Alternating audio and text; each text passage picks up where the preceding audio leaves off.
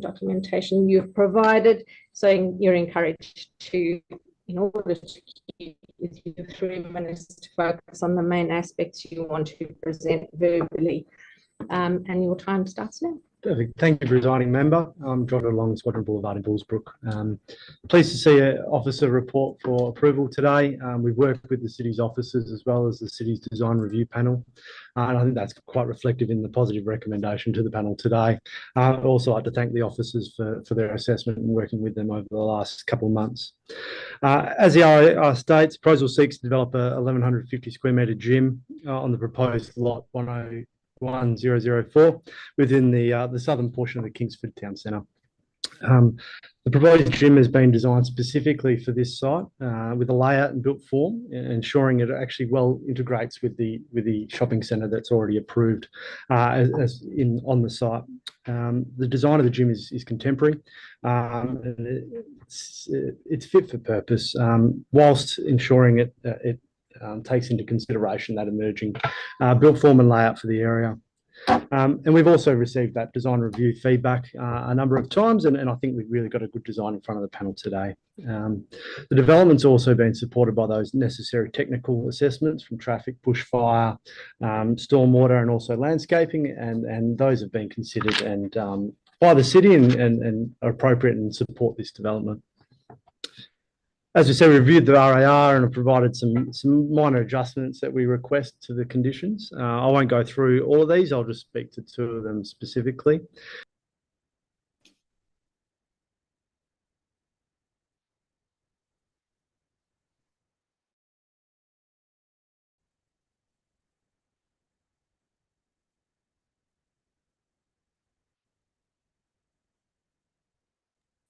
Hello, we've lost you.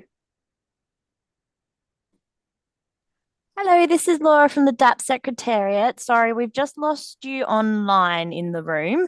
If bear with us, I'll let the girls know. Oh, I'm sure they're hearing this, but we'll get started again shortly. Sorry.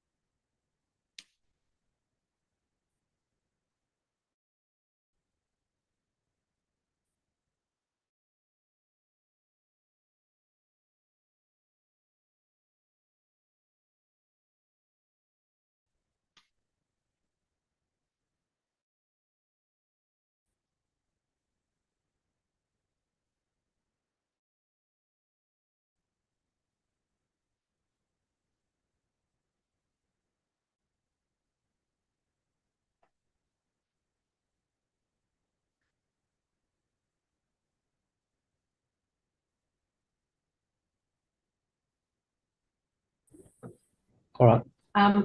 We apologise for dropping out there for a little bit. There was no discussion while that occurred. So, Josh, you can pick up where you left off. Perfect. Thank you. Firstly, I'd like to discuss condition 9, fully support the intent and need for a legal mechanism regarding car parking. The main shopping centre approval actually incorporated a significant amount of excess car parking so that the surrounding pad site lots can utilise that as excess car parking so that they can be developed as they were intended by the planning framework. So as we're one of the first pad sites to be developed, our client's still working through the ownership mechanism and want to ensure we have a bit of flexibility in the conditions so that the overall mechanism for that for car parking and ability to use it is confirmed, and what we would seek is just a bit of flexibility in that to allow us to work through that with the client, noting that it will be to the satisfaction of the city. The second condition we seek minor modification to is in relation to the condition 10 and the requirement for a legal agreement for the purposes of any rectifying any damage caused during construction and also to have necessary insurances in place. We think that this can purely just be required by this condition without the need of a legal agreement, which is often the case with many buildings developed where there is encroachments into the road reserve for the purpose of an awning and during construction. So all in all, perfect. All in all, very supportive of the proposed RAR in front of us today.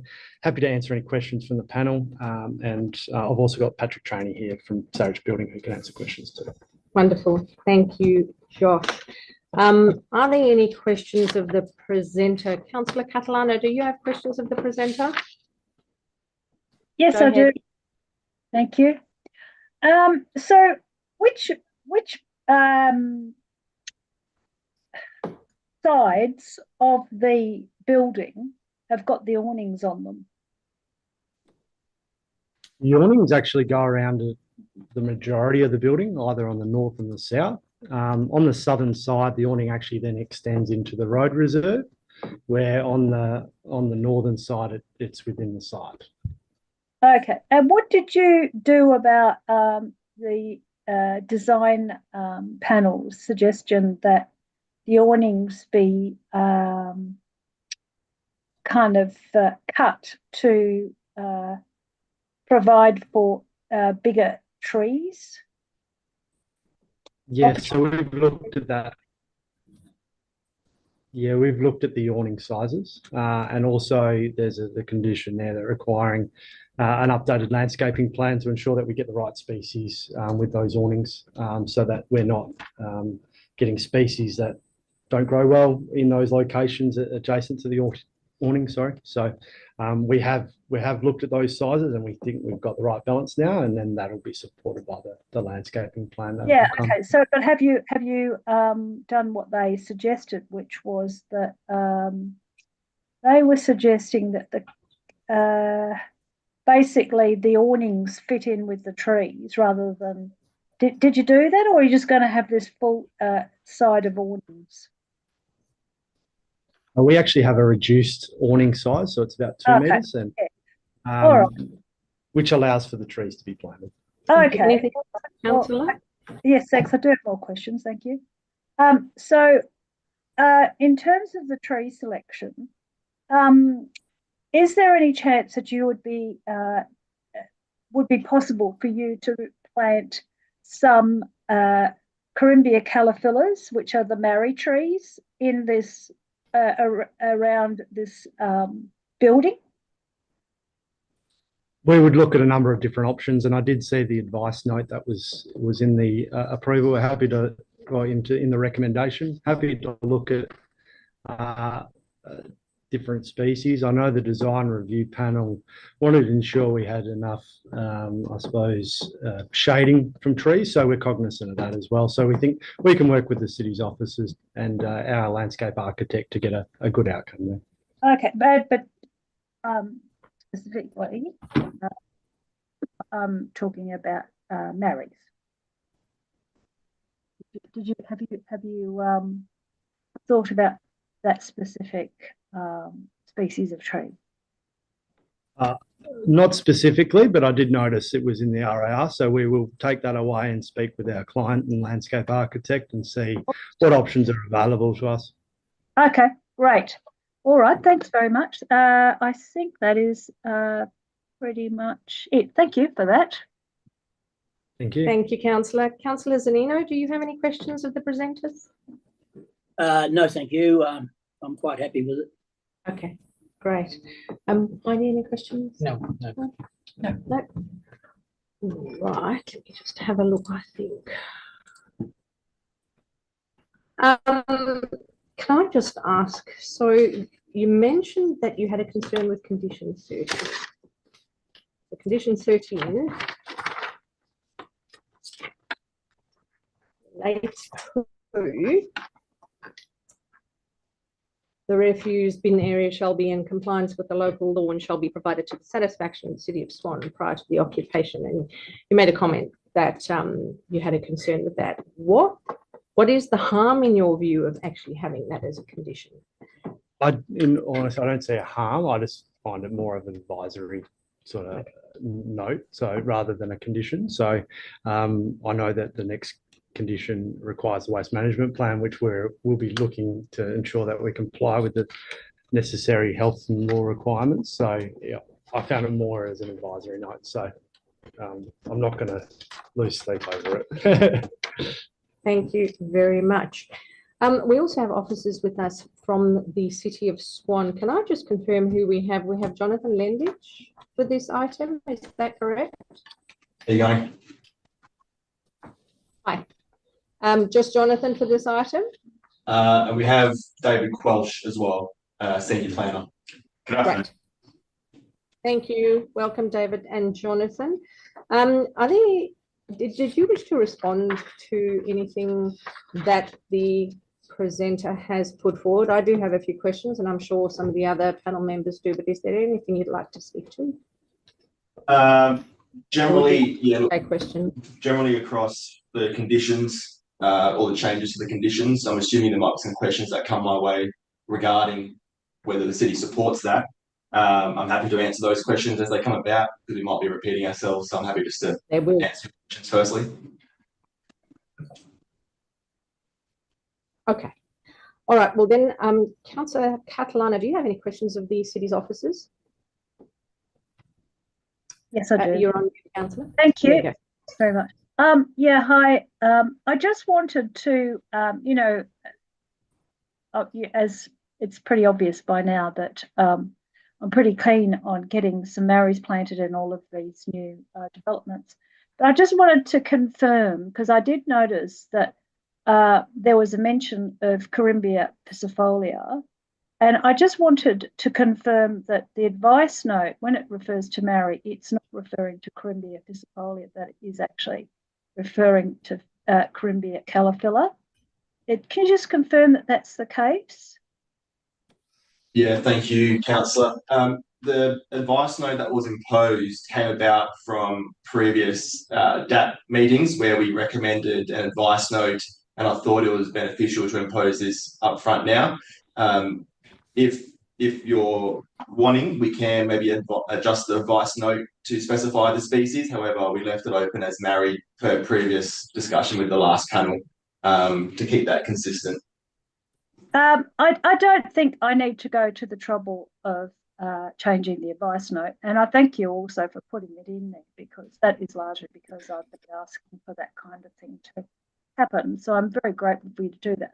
I just wanted to make it clear to the staff that there is a difference between piscifolia and what is the common marry tree, that it is the common marry tree that actually is the one that I'm talking about. So I just wanted you to know that there was that difference, and that you would be, that advice note referred to those common marry trees, which is Calophylla corymbia. And if you could just take that on, note that, I'd appreciate that.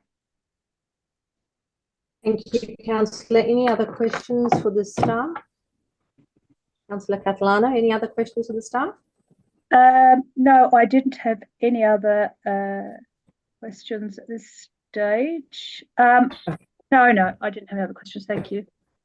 Thank you. Councillor Zanino, any questions of the City of Swan staff? No.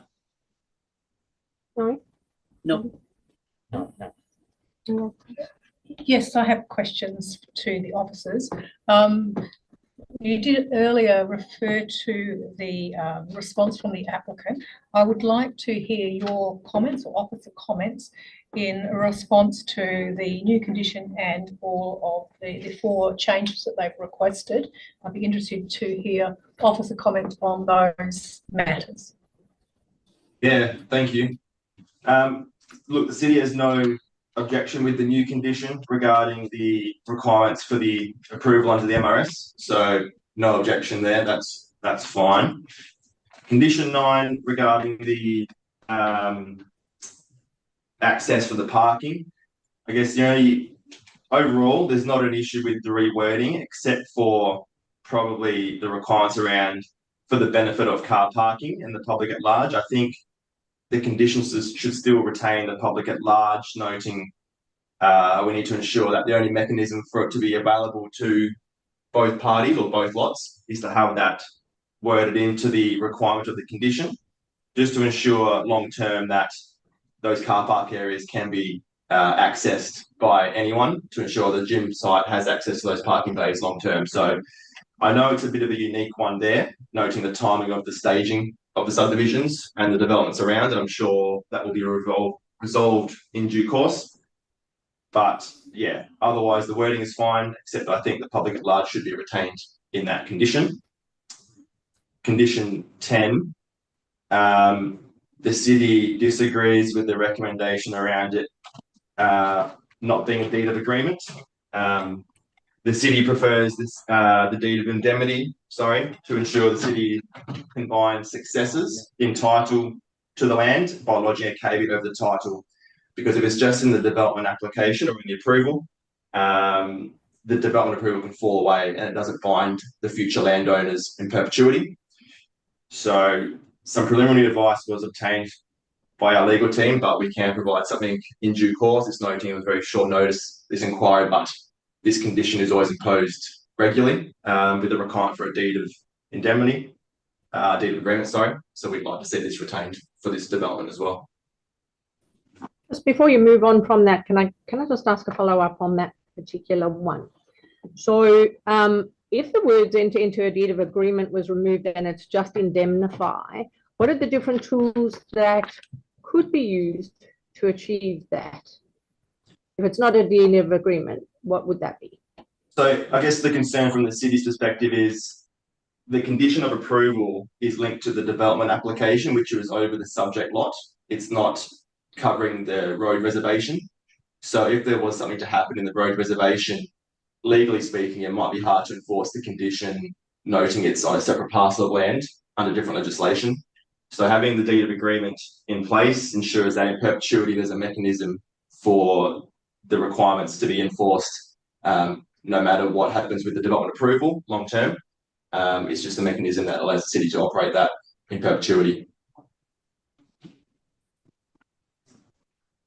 Okay, and please continue. Sorry, I jumped in there responding to your comments on the other conditions.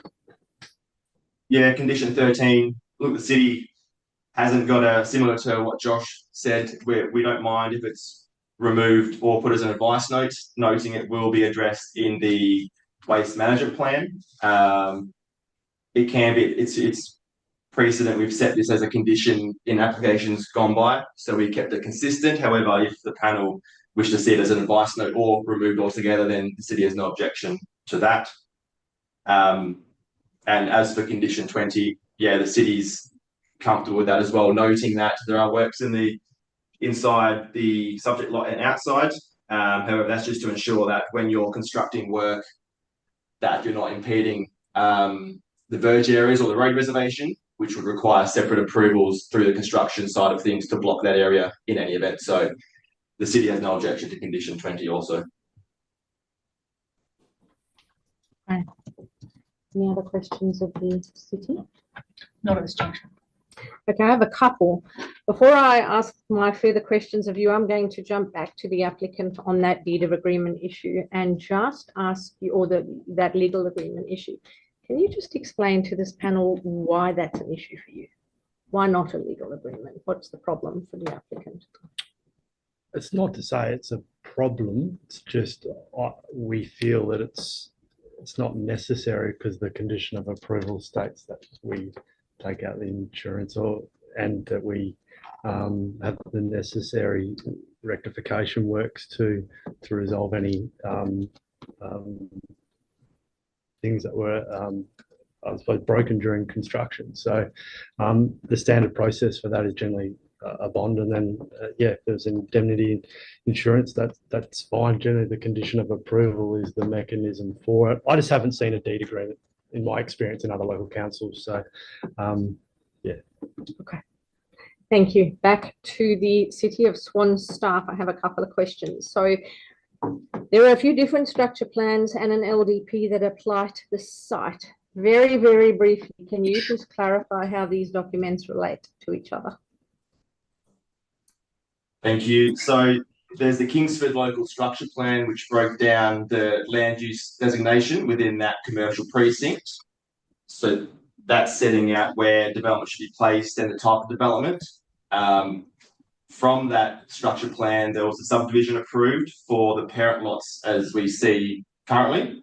And then as part of that subdivision, there was a requirement for a local development plan which guided access arrangements, general built form requirements to guide these types of development, which basically set some parameters for when we consider them at this development application stage. Thank you. One more question from me. I note the report explains that an environmental noise assessment wasn't needed because of the location of the site within a commercial area, and given the site is located well away from sensitive land uses, but one was submitted anyway, and it demonstrates compliance with the noise regs. So given that, could you explain the need for condition 11? And if you wanted to have some visibility around compliance with the noise regs, shouldn't that just be an advice note?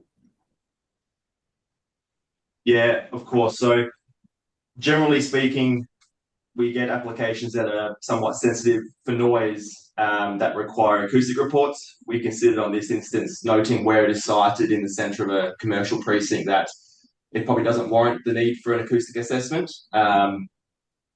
So we were comfortable with that position based on the context and what's surrounding or what's proposed to be surrounding the site. As for the condition 11 requiring the noise requirements, the city's, here or there regarding it being a condition or advice note, it is general practice for it to be, for the city's perspective, to be a condition of approval, noting that there's a lot more success in enforcing the requirements when it's imposed as a planning condition. However, that doesn't stop it from being an advice note either, noting it can be dealt with through the applicable legislation for the noise regulation. So as for whether the condition could be an advice note or a condition of approval, the city has no objection to either. However, just due to, precedent with how we've recommended applications in the past, we've always preferred it to be a condition on the approval. Okay, thank you for that explanation. Are there any further questions of the City of Swan staff? All right, if not, we will move to the report, and I'd like to seek a mover and seconder for the recommendation in the Responsible Audit Authority report. Any amendments that we're going to deal with, I'd like to deal with during discussion on the matter. So would anyone like to move the recommendation in the report? We have a mover. Thank you, Councillor Zanino. Does anyone wish to second the recommendation in the report? Thank you, Francesca. Would you like, as mover, to speak to the report, Councillor Zanino? As far as I'm concerned, I think that it's great to see that sort of development happening so early. It's going to complement the site, and I think it'll be a catalyst to bring more development in there. I'm happy with the shape, the size. I don't have a problem, so I'm happy to support it. Great, thank you. Would you like to speak a seconder? Yes, thank you. I'm supportive of this proposal. From my perspective, I've given due consideration to the RA report and the supporting documentation, including the various structure plans and other planning documents that sit around this site, and I'm comfortable that the particular use on this location is an appropriate development and consistent with those provisions. I know the variation of parking and the provisions associated with that. Overall, I think the development's a good development in this site, and I'm supportive of it. I do, however, wish at this juncture to move an amendment. And for the minute taker, I would like to deal with them individually, have a number. Amendment 1 for me is in relation to the applicant's information about the new condition, and it specifically deals with the MRS provision. I believe has indicated here it should be included, and just clarified that the provision relates to both those schemes. If there's a seconder. Yes. Would anyone like to second that amendment? I will. Do you want to speak further to the amendment? No, there's not much more to say. I have nothing to add. It's a standard condition at the minute, so nothing further to add. Could I then seek by a show of hands those in favour of the amendment? Unanimous. Thank you. Back to you. My second amendment, Amendment 2, just for the minute taker, is in relation to condition 9. I am comfortable that, and again, I'm referring back to the applicant's documentation. I'm comfortable that it should be prior to occupation. I do accept that prior to a building application, lodgement of a building permit is a process, takes a long process for the next phases to come and provide a sufficient amount of time in which to undertake these documents. I'm also supportive of an easement in gross or a similar mechanism. I think there is some merit in having that conversation. However, I do agree at this stage to leaving the language the public at large. I think at this juncture, I'm comfortable for that to be retained in the modification. And the other change I'm making is, again, where it refers to easement gross or similar mechanism. So I'm comfortable that there's a minor change to this condition, specifically creating a level of flexibility, but not preventing the incorporation of an appropriate mechanism to manage the requirements. Thank you. So can I just clarify, you are seeking to move an amendment that changes condition 9 to require the action prior to occupation rather than lodgement of a building approval, and are you happy with an easement in gross, or you prefer to keep the wording public at large? I'd leaving at this juncture, leave it at public at large. Okay. That's what I'm moving. So would anyone like to second the amendment that changes condition 9 to prior to occupation or use of the development, but that it stays the public at large and not for the benefit of car parking? Sorry, I don't know where you're up to. I can see public at large, but are you taking it in or out? Sorry, I just have a question with what you're trying to do. So the applicant has asked that instead of the condition being required to be met before lodgement of a building approval, could we change that to occupation, prior to occupation? The other part of that is they're talking about an easement in gross or similar mechanism. And the other change is specifically for the benefit of car parking rather than the public at large. And clarify if this is not accurate, but what Francesca is saying is she supports the amendment, but retain the public at large as per the city's explanation. Correct. That was what I was moving. Sorry, you can have just anyone happy to? I don't understand, because I'm on condition 9, and condition 9, has that been changed somewhere along the line? Have I missed something? Because condition 9 in the RAR report. Is that what we're talking about? So if you have a look at the extra information that was provided in the related information, the applicant has requested some changes to condition 9, 3 changes essentially. Yes. And the amendment that Francesca is moving agrees to 2 of those changes, but change the wording the public at large in accordance with the City of Swan explanation that they gave. So are you going to change the wording of public at large in accordance or not? Sorry, no, we're going to keep, instead of for the benefit of car parking, we're going to keep the wording the public at large in accordance. Yes. But we're going to change prior to a building approval, we're going to change that to prior to occupation or use. Okay. All right. Now I understand. And the other suggestion that they made, you're going to keep that as it is in the condition as well. That's right. Anyone wish to second that amendment? Yeah, I'll second it. Thank you, Councillor Zanino. Is there any further discussion on that amendment? Can I ask by a show of hands all those in favour of that amendment as put forward by Francesca? Carried unanimously. Back to you.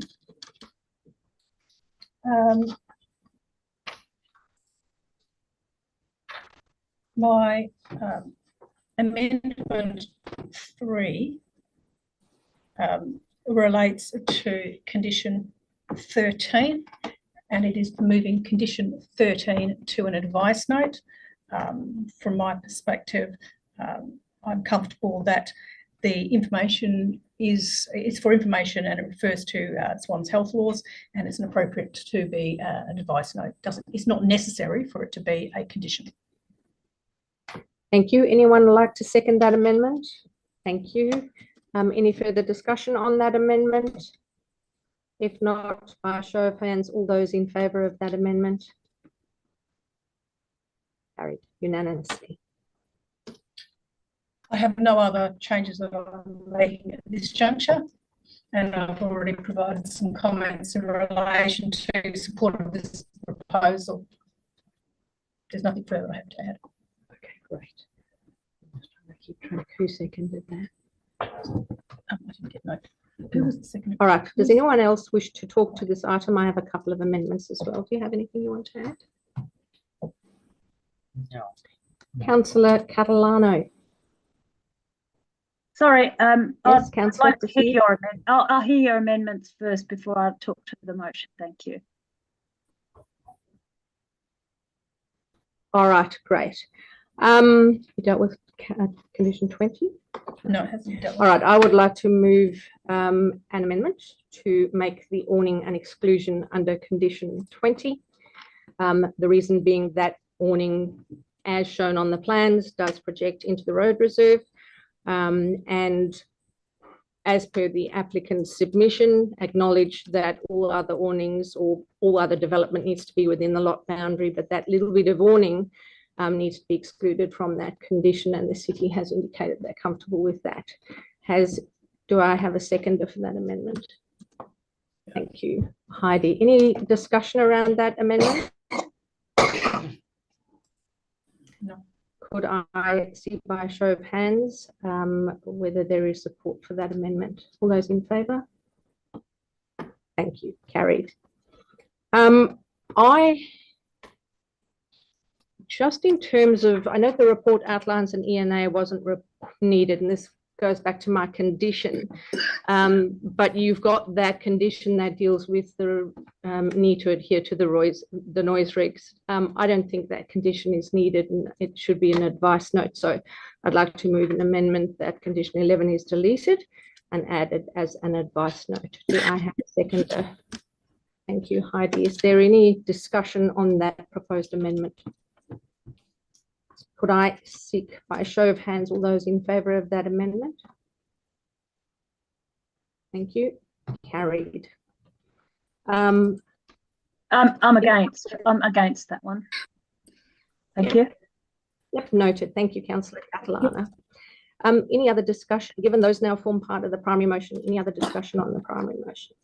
Yes, Councillor yes, Catalano. I'd like to.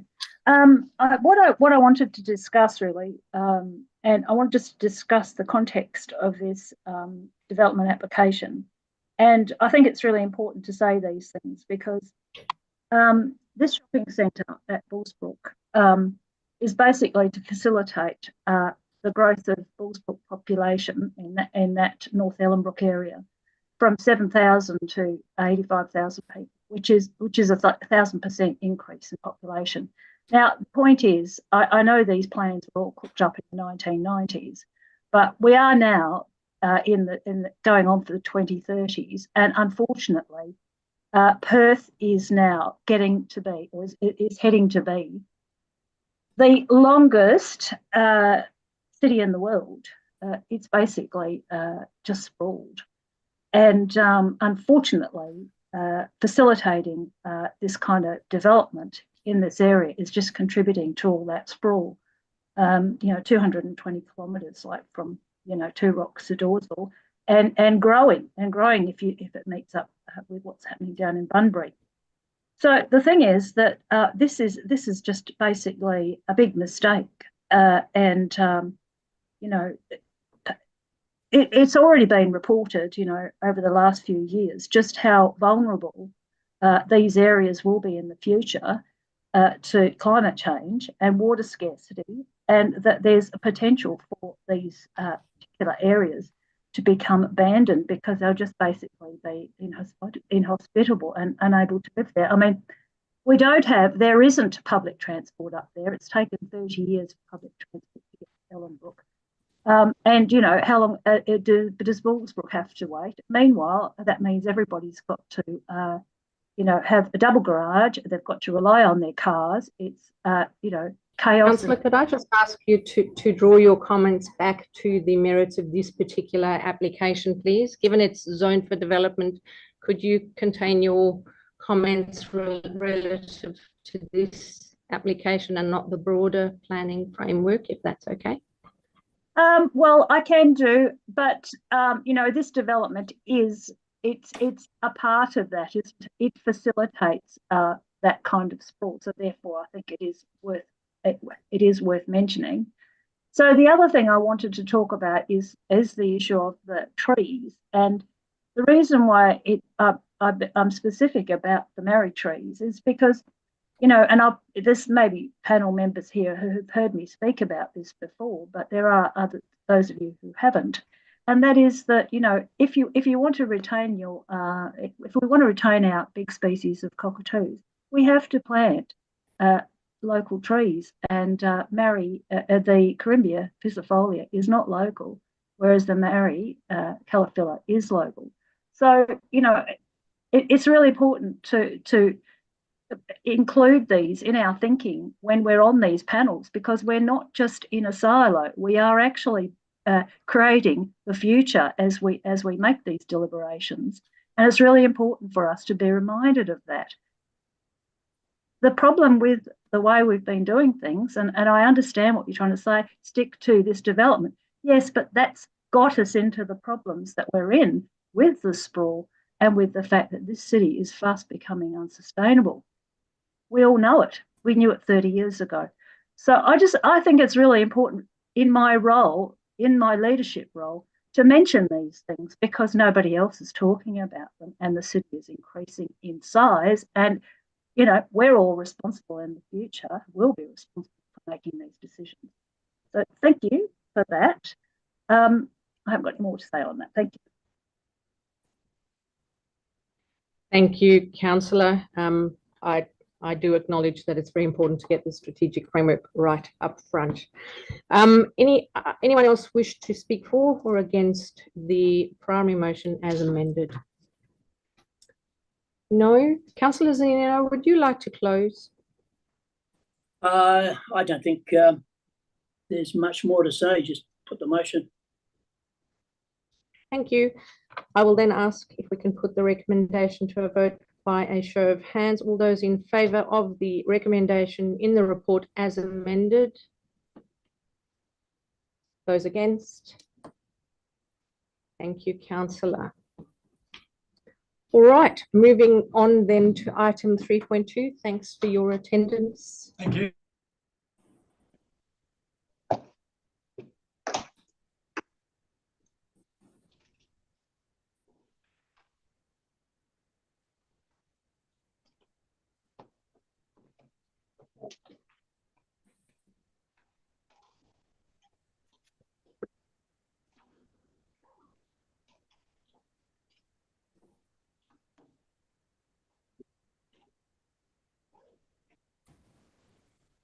Thank you.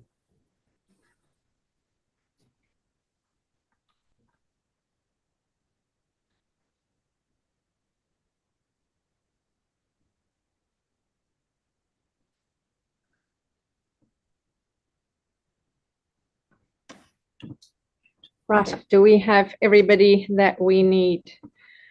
Welcome to the new attendees to this meeting.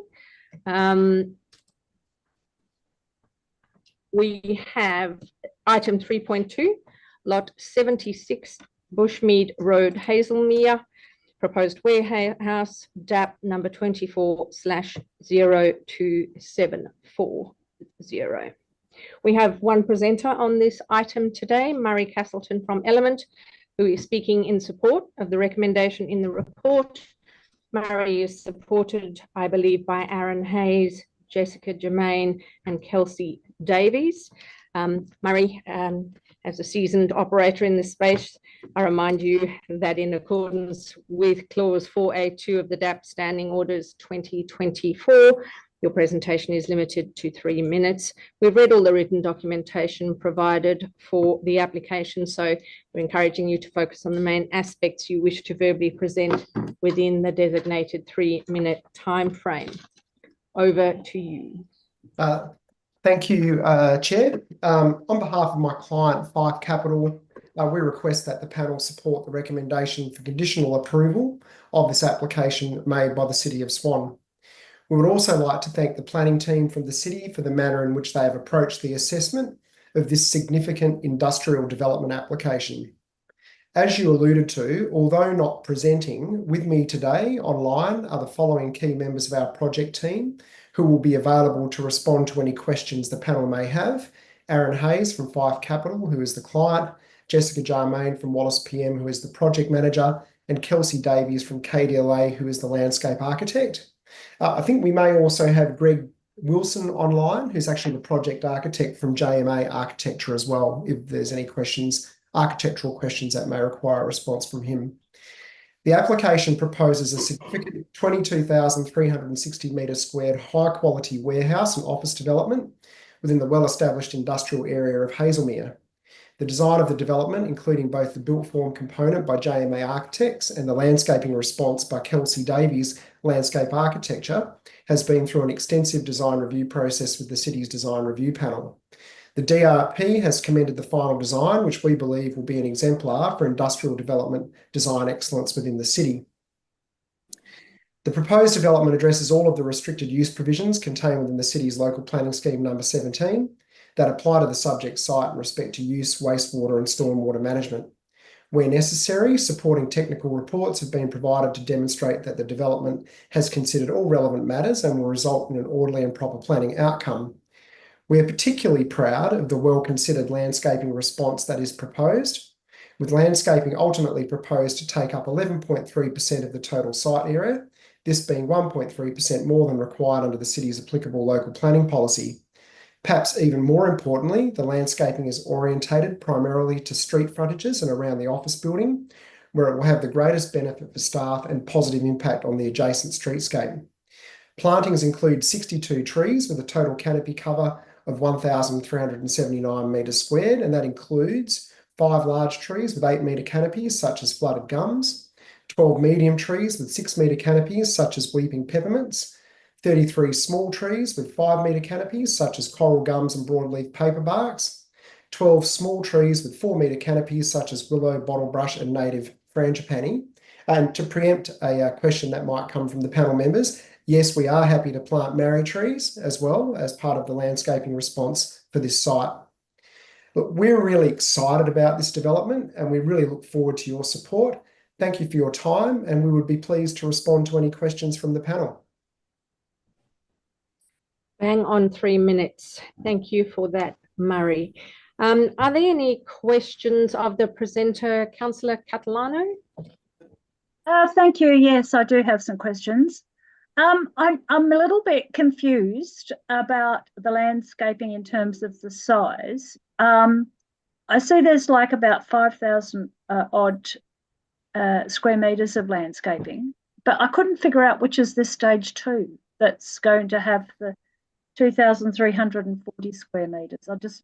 If you could explain to me how that relates to your diagrams and what you actually mean by these two areas. Happy. That's quite easy to explain, actually. So the southeastern corner of the site is currently under a lease to BGC, who use part of that land as part of their operation immediately next door. When they vacate that lease area, then it will be developed with tarmac and landscaping, which comprises the stage 2 of this development. Okay, so I was going to ask you that. So a lot next to BGC, isn't it? That what? I'm sorry, I didn't quite catch that. Sorry. That's right. This is the lot that's next door to BGC. Correct, and was formerly owned by BGC. That's correct. Oh, right. Okay. And yeah, because I was a bit confused about how it related to that BGC site. So are you saying that there's a lot that isn't shown in your diagrams that is connected and that is going to be stage 2? No, it's not a lot. It's a leased part. It's a leased area on this lot. So it's not a separate lot. It's a lease area. Okay, it's a lease area, but is it delineated on your diagrams that you've got? You know, you've got the big pink shed, and then you've got the landscaping out the front. I gather that's stage 1. Bear with me. I think it's just okay. it's just showing us. You've got Bushmead Road there, and then you've got the landscaping facing Bushmead. Yeah, so if you have a look at the bottom of the plan, it's in the landscaping. It's got like a crosshatch on it, with a lighter green landscaping area showing stage 2 landscaping. Oh, okay, that's the crosshatch area. Okay, I get it. Yeah. And it's a long. Sorry, it's a 4,790 square meter lease area. That's a long rectangle that goes across the well, it would be the southeastern boundary of the site. Is that 4,000 square meters? That little bit of tiny bit of hatched area at the bottom there, so it'll be the southwest, the southeast corner. Is that little bit of green hatched, or no? I'm just having difficulty with understanding what you're talking about with stage 2. It's not just the green hat or the green landscaped area. It also includes where you can see the blue car parking bays notated out, and some tarmac that forms part of that area as well. So you're looking at about a 50-50 split between tarmac and landscaped area. But does that actually equal? Does that equal the I mean, 2,340 square meters for stage 2.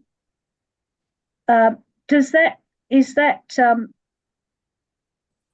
you know, that area surely in that along the eastern edge of your site.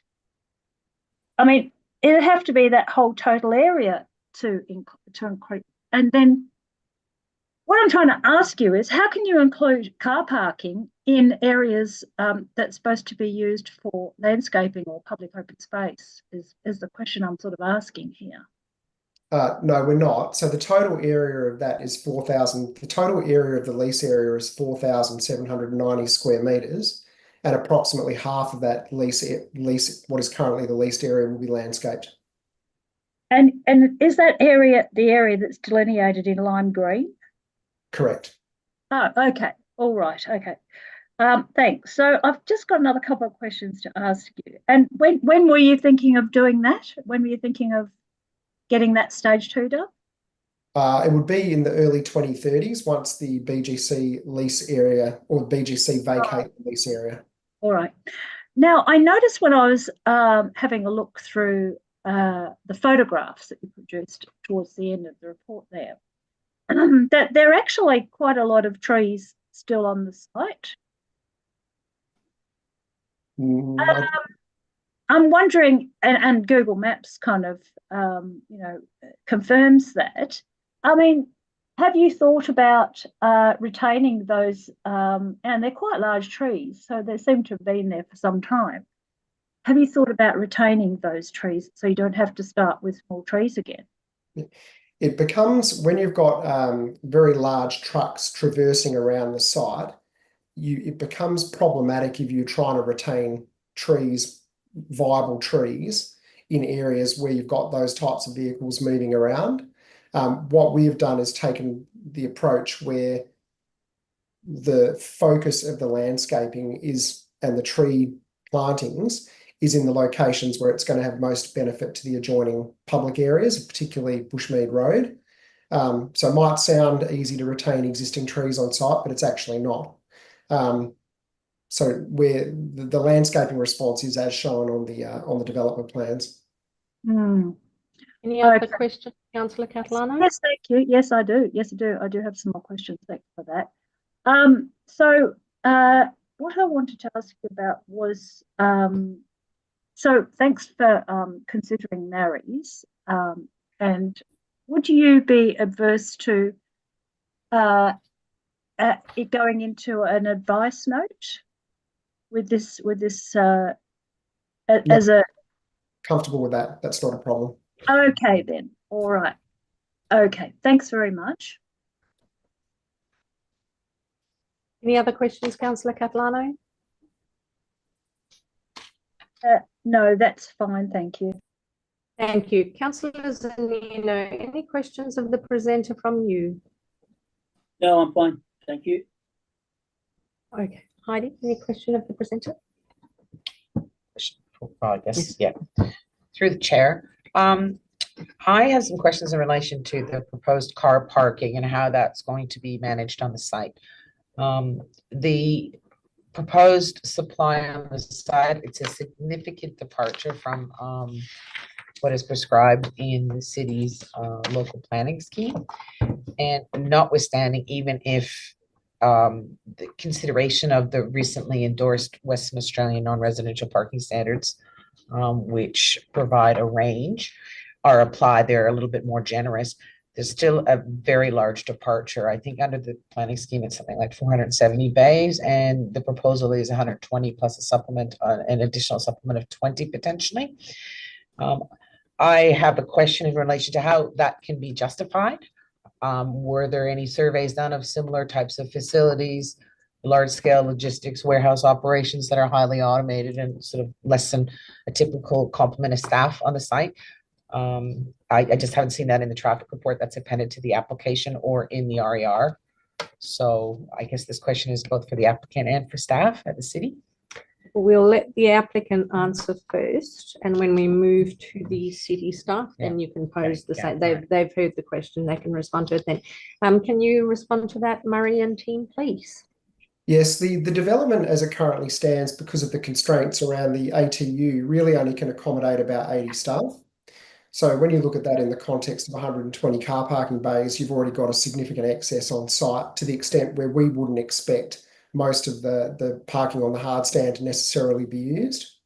In the event that the ultimate tenant requires more staff within the site, then that will, one, require a modification to the ATU system so that it can accommodate any effluent that's generated by that number of people. And secondly, we would acknowledge that additional car parking would be required as well. In the fullness of time, that additional car parking, if required, could be provided within the lease area effectively. So there is room on site to provide more car parking if demand necessitates it. Any further questions of the presenter? We can debate the matter during the discussion. Well, I did ask the question how it's been actually justified. And if based on the number of staff is the response to that.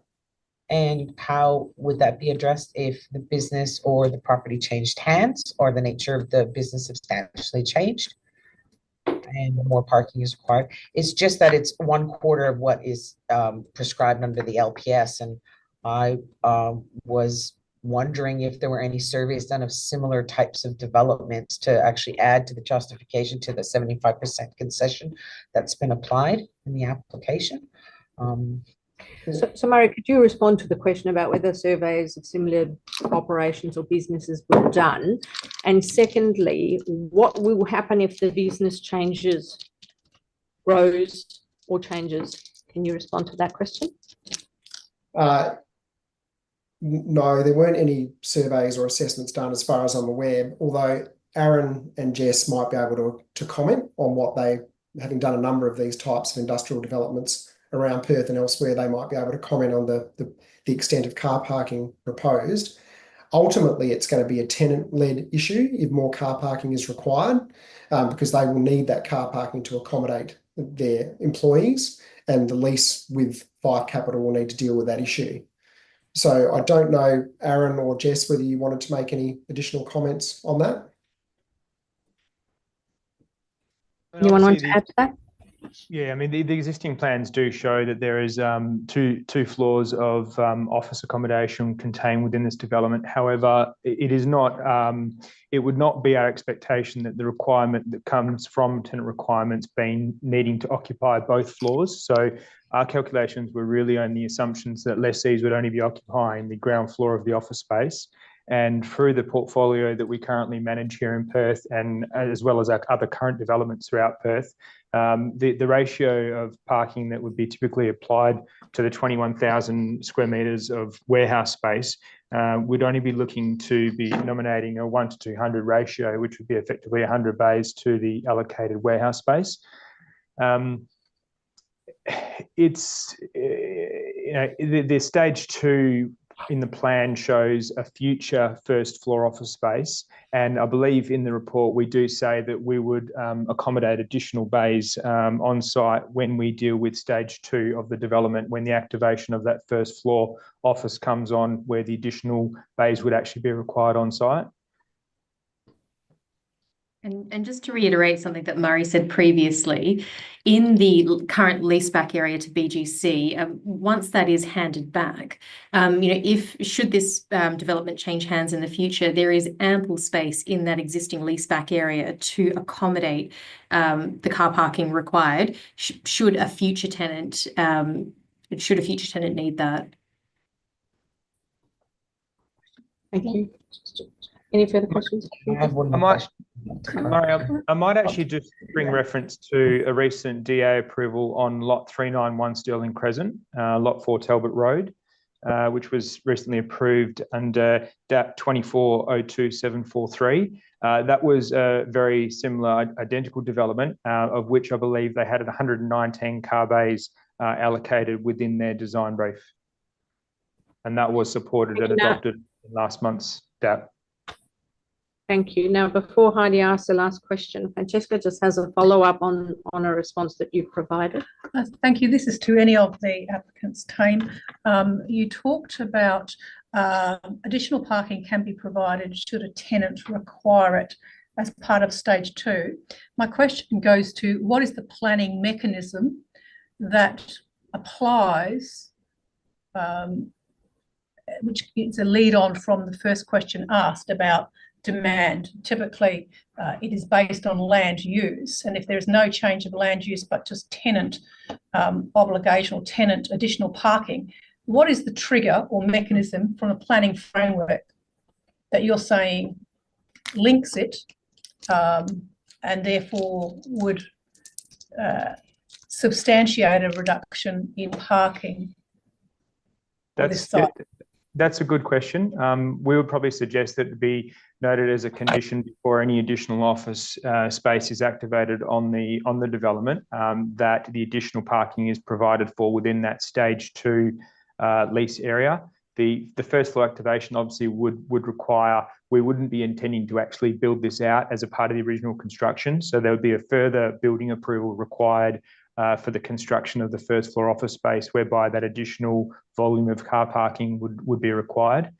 So a suggestion would be that it just be made a condition before any occupation of the first floor space that the additional parking be provided within shown of stage 1 lease area. Okay, and that would be a planning condition on this approval requiring that parking to be provided at building permit stage? Yes.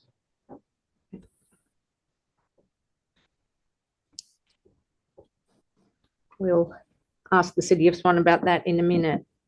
Heidi. Okay, back to movement network issues. The location of the site in sort of the broader Bushmead industrial area, and it's the lower order, higher order road, Bushmead Road and Lloyd Street. Both of those roads are designated as performance-based standards in the main roads restricted access vehicle network.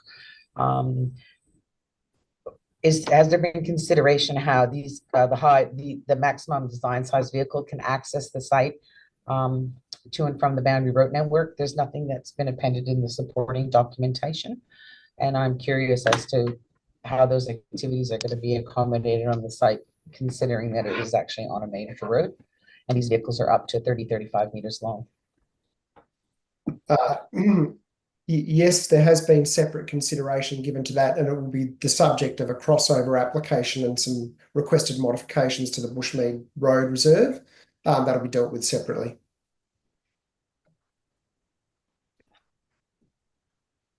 Any other questions at this point? No. No? Any other questions from me? Okay, I have a question.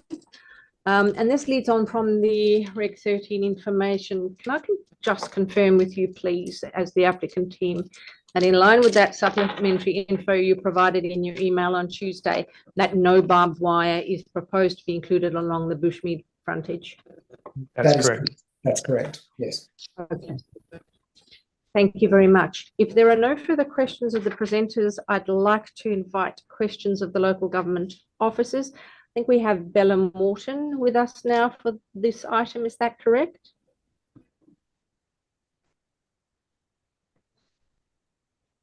Bella, can you hear us? Yes. Yes. Okay. Councillor Catalano, any question of the City of Swan officers? Yes, thank you very much. Hello, Bella. The second stage of, you might have heard me talking to the proponent just then, the second stage of the public open space, the sort of landscaping, it's not mentioned in the conditions. So how do we ensure that it's actually going to take place? We have condition for landscaping plan to be submitted prior to a building permit. So they have to, this is a concept plan. So they Sorry, can I just pause you for a second? We're struggling to hear you, Bella. We can hear you, but it's not very clear. I speak louder. So we have a condition for landscaping plan to be submitted prior to a building permit. So that will be the final stage. So they will have to submit a landscaping plan. This is just a concept plan. It's not the final plan. Thanks, but I mean that you're talking about conditions 13 and 14. Yes. Yes, right. But the whole point is that this second stage is going to happen in 2030. There's not going to be any building permit that's going to be put to council in 2030. So how do we ensure that there is public open space on that stage 2 leased land if it's not actually in the conditions now? Because I just don't see reference to, I see reference to it being the stage 1 and all that area at the front. But I mean, you could point out to me where I'm wrong. I'd be happy to know where I'm wrong, but it doesn't strike me that there's anything really binding the proponent to put public open space landscaping on that stage 2 area at leased land. Our intention, Jennifer, would be to not construct the internals of that. Sorry, can I just ask Phil Russell. It's Phil Russell here. I'll answer that question. Thank you. That's directed to the city. I'll answer Councillor Catalano's question. Thank you. Right. Now, you won't have any trouble hearing my voice. Can you hear me all right? We can hear you. Very good. Very good. Right. So condition 14, and I'll read it for the benefit of all. Yes. The approved landscaping reticulation plan must be implemented in the first available planning season after the initial occupation of the development. So, Councillor Catalano and panel members, how that will operate, and if this isn't the intent of Mr. Castle and his clients, well, then they might need to reconsider. The way that condition operates on wording is, okay, the moment they occupy the first stage, that condition says that all of the landscaping for the entirety of the site needs to be implemented to the satisfaction of the City of Swan. Right. That's how it will operate. Okay. And just to confirm, that's the full stage 1 and stage 2. That's the whole caboodle. Great. That's what I just wanted some clarification on, because it just didn't make sense. Yes, and thank you. I think that's really was my main query actually at this stage. Yes, thank you. Thank you, Councillor. Councillor Zanino, do you have any questions of the City of Swan staff? No. No? No. Do you have any questions, Heidi? It's just following on from. So do I need to read that after you ask the You question? can. So Heidi asked questions of the presenters in relation to the parking analysis that was done. Do you need her to repeat the question, Phil, or will you? It's a Groundhog Day moment for me, Madam Chair, because I've heard these same questions, and they're reasonable questions postulated in numerous Metro Outer Development Assessment Panel meetings on applications very similar to this. So I'll provide the answer that's been provided in others. What this is proposing, as Mr. Castleton has articulated, it is saying the justification for reduction in the scheme parking standards is that there is only going to be a certain number of staff in terms of this tenant. And so they have provided a quantum of parking beyond 1 bay per estimated staff member. Now, I think the question that was put reasonably was what happens if another tenant seeks to come in and occupy the building subsequently? And as one of the proponents presenters correctly articulated, is that if the developers of this development wanted to approach another tenant to occupy this, that tenant would obviously understand their parking needs. And if their parking needs were greater than what is provided for under this approval in terms of the numbers of bays, then there may be the opportunity to utilise excess areas of the site, nominally the hard stand along the southern boundary, which is indicated as in the plans of stage 1 lease area. That's about 4,700 square metres.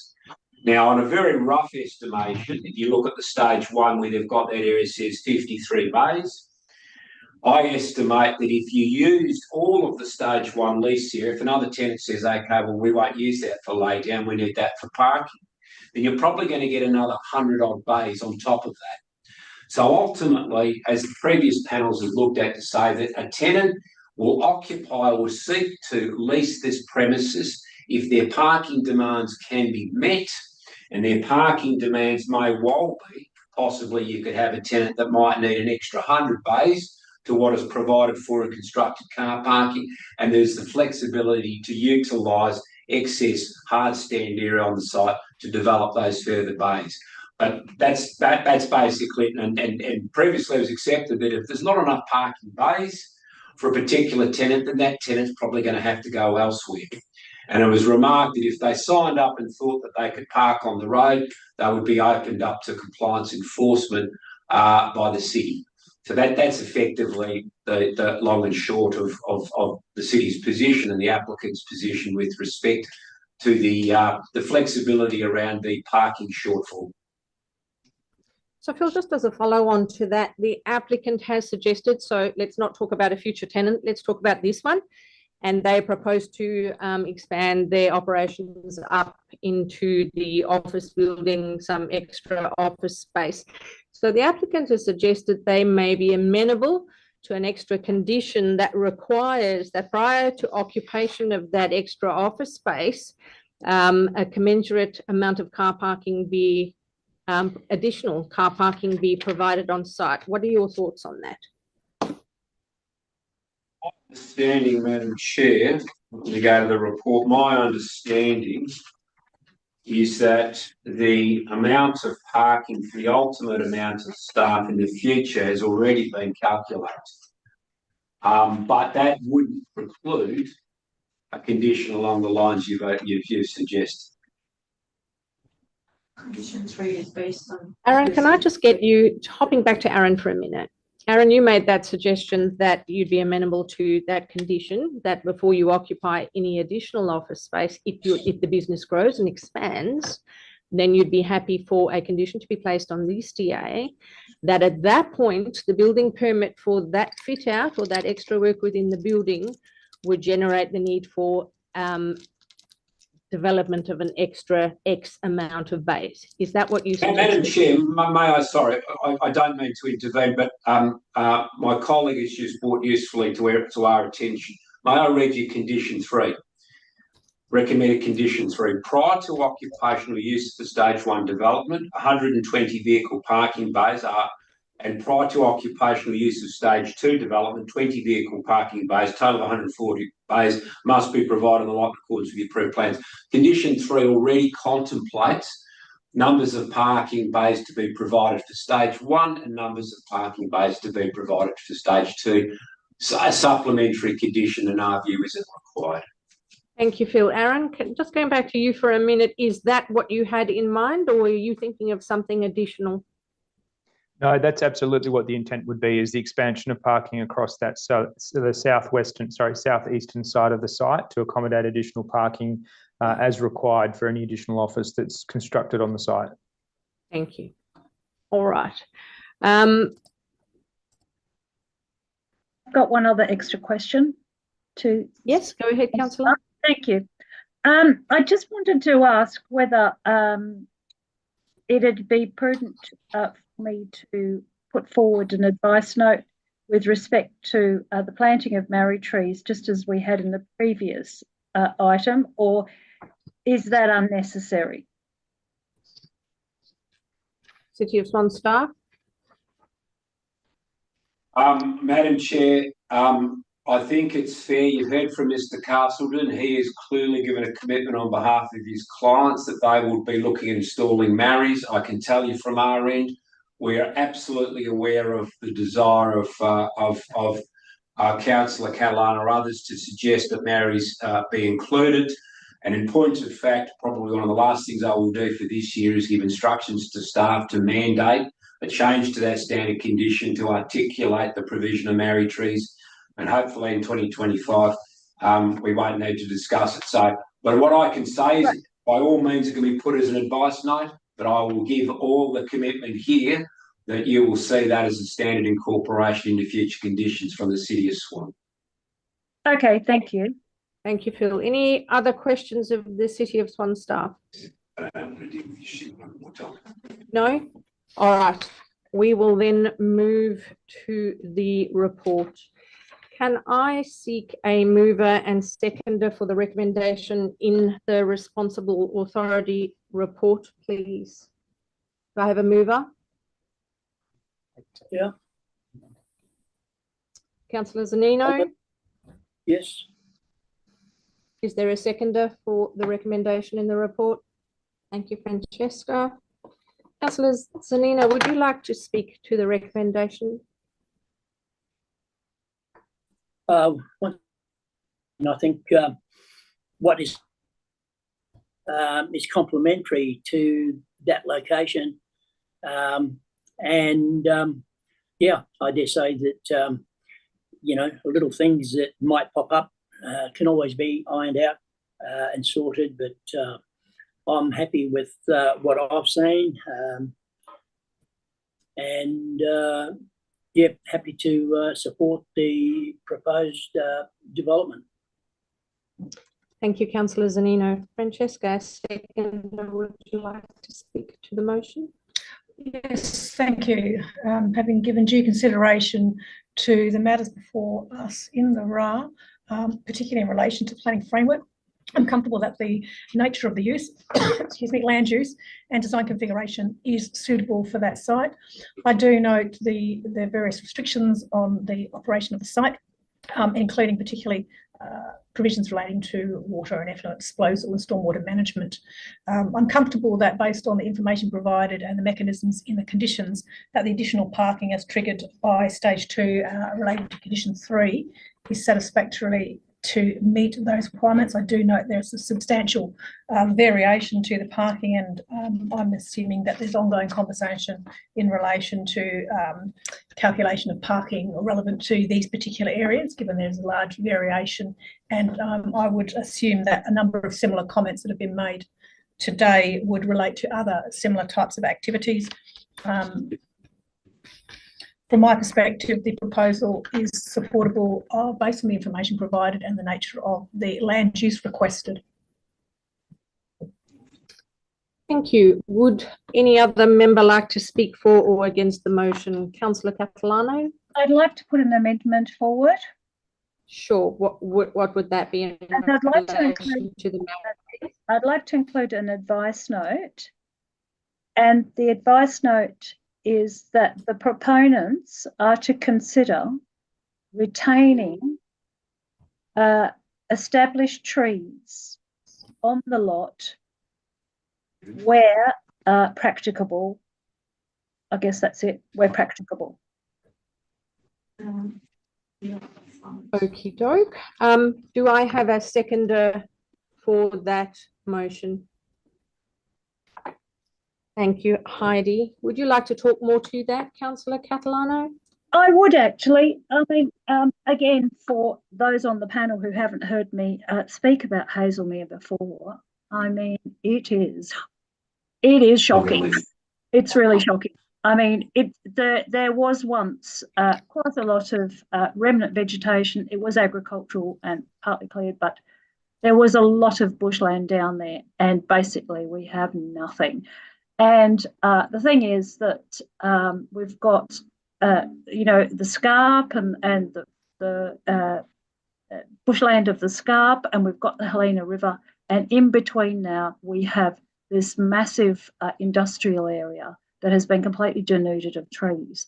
So, gosh, I don't need to say very much about Perth's drying climate. I don't need to say very much about Perth's lack of urban tree cover. I mean, we all know that, but I want you to really understand that Hazelmere is an extreme case of that, an extreme case of lack of urban,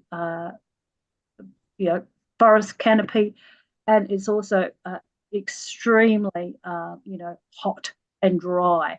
And with these big sheds on it, it's going to become hotter and drier.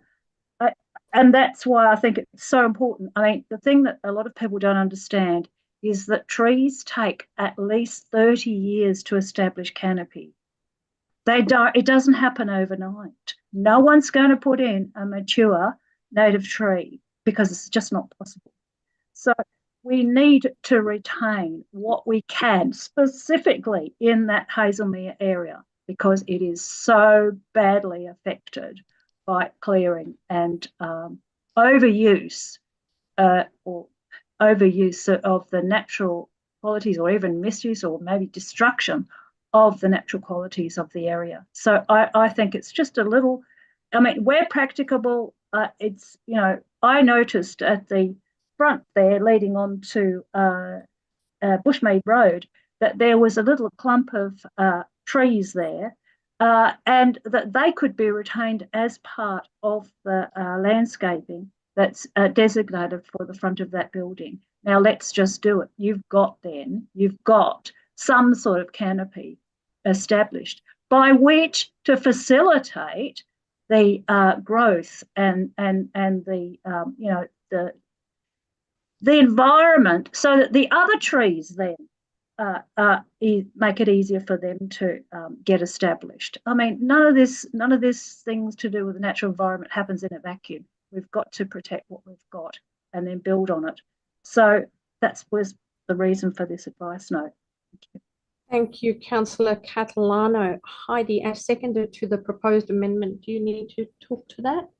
All right, could then I see by a show of hands all those in favour of the amendment for an advice note that relates to condition 13, asking the proponents to consider retention of trees on site where practicable. All those in favour? Sorry, Councillor Catalano. I can't hear you. I was referring to mature trees. If I didn't expect them to. Okay, mature trees. Thank you for the clarification. Established trees. Thank you. Thank you, Councillor. All those in favour of that amendment? Unanimous. Thank you very much. Anything else you would like to talk to Councillor Catalano before we open to the rest of the panel? No, thank you. I'm satisfied with that. Thank you. Okay. Heidi, would you like to speak forward? I'd like to introduce an amendment to condition 3. Okay. I'm not entirely convinced that my questions have been answered satisfactorily, either by council or by the applicant. However, I'm proposing an amendment to condition 3 to include the preparation of a detailed parking management plan for the site to be submitted to council prior to occupancy. So it's tied back to, I guess, delivery of the stage 1 development, and that plan to address any potential shortfalls in the site and how that's going to be accommodated within the site envelope. Thank you. Do I have a seconder now? I'm just wondering whether or not that is an addition to condition 3 or whether that is a separate condition. I'm probably thinking it's an extra condition. So does anybody want to second an amendment to add a condition for submission of a parking management plan for the approval of the City of Swan prior to occupancy, and for that plan to address parking shortfall and how the parking will be provided into the future? Is anyone prepared to second that? Thank you, Francesca. Any discussion on that proposed amendment? No. Can I then ask by a show of hands all those in favour of that amendment to require a parking management plan? Unanimous. Thank you very much. Anything in addition to that? Anything extra? No. Okay. So from me then, just very quickly, I'm happy to support the recommendation for approval. I think it aligns well with the planning framework and the conditions of restricted use 13. I think there were some positive comments from the city's design review panel. Some areas that do need to be addressed through design development, but that is pretty standard, and so happy with that. I'm also pleased to note from the applicant's supplementary information and the questions today that no barbed wire proposed along the Bushmead frontage, which I completely support. So if there's no further amendments, could I then ask Councillor Zunino, would you like to say anything in closing? There's nothing more to add, I don't think. Just put the motion. All right, great. Can I ask then by a show of hands, all those in favour of the primary motion with those amendments that have already been dealt with? Those in favour? Unanimous. Thank you very much. Moving then on to item 4, Form 2 DAP applications. There are nil for this meeting. Item 5, Section 31, SAT reconsiderations, also nil. Part C of the agenda, other business, SAT applications and Supreme Court appeals. The SAT applications for the DAP are listed on the website. None of them relate to the City of Swan. With that, I bring the meeting to a close at 2:29 p.m. and I thank everyone for your participation and attendance. Thank you.